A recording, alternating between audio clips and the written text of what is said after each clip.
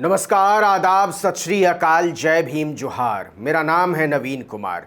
कुछ लोग कहते हैं कि प्रधानमंत्री नरेंद्र मोदी भारतीय राजनीति के सबसे सुंदर पुरुष हैं। अंग्रेजी में बोले तो हैंडसम। उनका पहनावा फिल्मी कलाकारों को भी मात देता है। फैशन डिजाइनर उनकी स्टाइल से प्रेरणा लेते हैं। उनका कुर्ता, उनकी अचकन, उनकी पगड़ी, उनका साफा, उनकी टोपी, उनका चश्मा, उनकी घड़ी, उनकी दाढ़ी, सब उनके व्यक्तित्व की बहुरंगी छटाएं हैं। उनका गौरवर्ण चेहरा हमेशा दिपदिपाता रहता है, कभी मुरझाया हुआ नहीं लगता। ऐसे में कोई उन्हें काला कह दे तो आप क्या कहेंगे? इसीलिए आपसे पूछते हैं कि क्या आप प्रधानमंत्री नरेंद्र मोदी को काला मानते हैं? मुझे पता है आपका जवाब क्या होगा, लेकिन अगर कोई उन्हें काला कही दे तो आप उसको क्या कहेंगे? भारतीय किसान यूनियन के नेता राकेश टिकैत ने लगातार प्रधानमंत्री नरेंद्र मोदी को निशाने पर ले रखा है लखीमपुर के बाद, लेकिन इस बार उन्होंने एक ऐसी बात कह दी है जिससे बीजेपी तमतमा उठी है। टिकैत ने कहा है कि किसानों के लिए तीनों कृषि कानून काले हैं और देश के लिए मोदी काले हैं। दोनों से जितनी जल्दी मुक्ति मिल जाए उतना अच्छा है। लखीमपुर में किसानों का शहीद स्मारक बनाने के सिलसिले में तिकोनिया पहुंचे राकेश टिकैत ने कह दिया कि मोदी की पहले दिन से नीयत ठीक नहीं है। वो किसानों को कुचलने वाले आशीष मिश्रा और उसके पिता अजय मिश्रा को साफ बचा ले जाना चाहते हैं। इसीलिए पहले तो आशीष मिश्रा की गिरफ्तारी नहीं हो रही थी, और हुई भी तो रेड कारपेट गिरफ्तारी, कालीन बिछाकर गेस्ट हाउस की सुविधा के साथ हत्या के आरोपी से फूलमाला गुलदस्ता के साथ पूछताछ की जा रही है। जांच के नाम पर हमें गुमराह किया जा रहा है, और दूसरे अजय मिश्रा टेनी पर प्रधानमंत्री का वरदहस्त है। मंत्रिमंडल से बर्खास्त करने में उनके हाथ कांप रहे हैं। वो एक ऐसे आदमी को बचा रहे हैं जो अपने रसूख का इस्तेमाल मजदूर किसानों में दहशत पैदा करने के लिए करता है। इसलिए कहना पड़ता है कि जितने तीनों खेती कानून काले, उतना ही मोदी का दिल काला। हमको इन दोनों काली चीजों से छुटकारा चाहिए, और इससे कम पर अब हम हिलने वाले नहीं हैं, चाहे 10 साल ऐसे ही सड़कों पर बैठे रहना पड़े। उन्होंने कहा कि लिख कर ले लीजिए, आज जो सरकार है कल नहीं रहेगी, लेकिन किसान था, है और हमेशा रहेगा। यूपी विधानसभा चुनाव को लेकर टिकैत ने कहा कि आचार संहिता लागू होने के बाद हम भी अपनी रणनीति तय करेंगे। दरअसल उत्तर प्रदेश में जैसे जैसे मौसम ठंडा होता जा रहा है, राजनीतिक गर्मी बढ़ती जा रही है। राकेश टिकैत ने कहा कि अभी सरकार के पास भरपूर समय है, सोच ले ठीक से कि क्या करना है। अजय मिश्रा को बर्खास्त करके जेल भेजना है या फिर आंदोलन की आंच में झुलसना है। 24 अक्टूबर को किसानों की अस्थियां प्रवाहित की जाएंगी और 26 अक्टूबर को किसानों के जत्थे लखनऊ पहुंच जाएंगे, और उस दिन के बाद जो होगा उसके लिए जिम्मेदार मोदी योगी की सरकार होगी।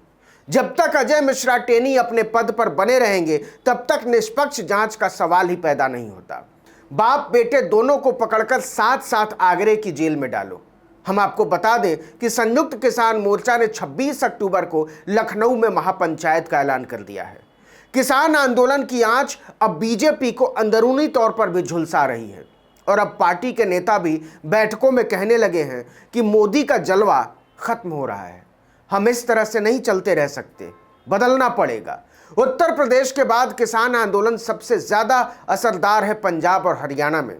पंजाब और यूपी के बाद हरियाणा में चुनाव होंगे 2024 में ही। उसी साल लोकसभा का भी चुनाव होगा। केंद्रीय मंत्री और हरियाणा के बड़े नेता राव इंद्रजीत सिंह ने पार्टी की आंतरिक बैठक में खुलकर कह दिया कि भाजपा अगर तीसरी बार राज्य की सत्ता में आने को लेकर वाकई गंभीर है तो उसे इस पर सोचना पड़ेगा, क्योंकि अब पीएम मोदी के नाम पर वोट नहीं मिलने वाले। हालांकि बात को संभालते हुए उन्होंने आगे कहा कि उनका आशीर्वाद हम पर है, लेकिन इस बात की कोई गारंटी नहीं कि उनके नाम से ही हमें वोट मिल जाए। मोदी के मंत्री ने कहा कि पहली बार हरियाणा की 90 विधानसभा सीटों में से हमको 47 सीटें मिली थी, लेकिन दूसरी बार भाजपा को 40 ही सीटें मिली।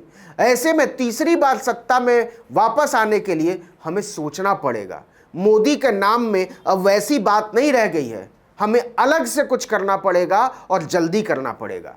किसान आंदोलन के बाद पश्चिमी उत्तर प्रदेश और हरियाणा के कई नेता दबी जुबान में यह बात लगातार उठा रहे हैं, क्योंकि उन्हें लगता है कि वोट लेने के लिए तो किसानों के बीच ही जाना पड़ेगा। वहां क्या मुंह लेकर जाएंगे। तीनों कृषि कानूनों को लेकर अकेले मोदी के जिद ने उन्हें कहीं का नहीं छोड़ा है। हम इसे लगातार देख रहे हैं। नेताओं को खदेड़ा जा रहा है, उन्हें काले झंडे दिखाए जा रहे हैं, गांवों में उन्हें घुसने नहीं दिया जा रहा है, कार्यक्रमों का बहिष्कार किया जा रहा है। किसी भी राजनीतिक दल के लिए यह बात अच्छी नहीं मानी जाती, बहुत बुरी होती है। और भाजपा तो दुनिया की सबसे बड़ी पार्टी होने का दावा करती है। ये अलग बात है कि तमिलनाडु के निकाय चुनाव में भाजपा के एक उम्मीदवार को केवल 1 वोट मिला। जाहिर सी बात है, यह भी उसका अपना ही वोट रहा होगा, मतलब उसे पूरे इलाके में एक भी आदमी पसंद नहीं करता। उसने भी मोदी जी के नाम पर वोट मांगा था, लेकिन लोगों ने उनके नाम और काम दोनों को खारिज कर दिया। अब सबकी नजर इस बात पर टिकी हुई है कि किसानों का अगला रुख क्या होता है, क्योंकि भाजपा हरगिज नहीं चाहेगी कि लखनऊ में किसान महापंचायत करें, और अगर लखनऊ में महापंचायत हो गई तो माहौल बदलते देर नहीं लगेगी। भाजपा के अपने समीकरण लगातार धराशायी होते जा रहे हैं। पहले वो सोच रही थी कि किसान गाजीपुर बॉर्डर पर बैठे हुए हैं, उससे हमको कोई नुकसान नहीं है, पश्चिमी उत्तर प्रदेश तक सिमटे रहेंगे, बैठे रहें। लेकिन लखीमपुर की घटना ने उन्हें तराई क्षेत्र तक पहुंचा दिया और अब वो लखनऊ कूच करने की तैयारी कर रहे हैं, मतलब पूरा अवध। जो लोग टिकैत की शैली को जानते हैं वो समझते हैं कि वो एक ही बात को इतनी बार और इतनी जगहों पर बोलते हैं कि वो लोगों की जुबान पर चढ़ जाता है।